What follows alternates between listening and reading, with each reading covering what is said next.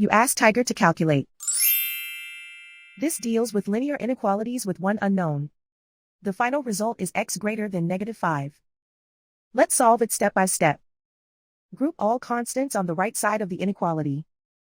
Add 13 to both sides.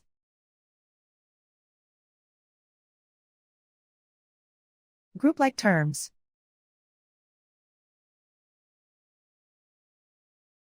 Simplify the arithmetic.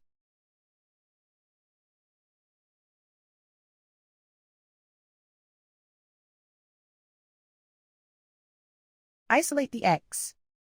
Divide both sides by 3.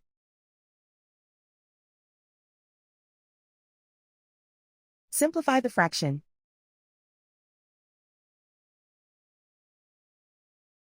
Find the greatest common factor of the numerator and denominator.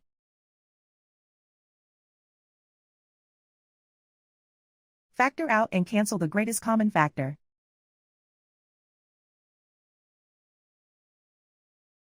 Plot the solution on a coordinate grid.